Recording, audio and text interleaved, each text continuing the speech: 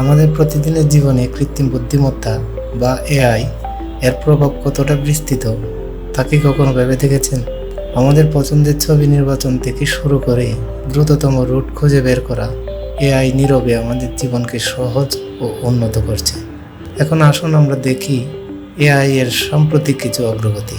স্বাস্থ্যসেবায় AI রোগ নির্ণয় এবং চিকিৎসা পরিকল্পনা তৈরিতে সাহায্য করছে, যা মানুষের জীবনের মান উন্নত করছে। শিক্ষাক্ষেত্রে এটি ব্যক্তিগতকৃত শিক্ষার সুযোগ তৈরি করছে, যেখানে প্রতিটি শিক্ষার্থী তার নিজস্ব গতিতে শিখতে পারছে।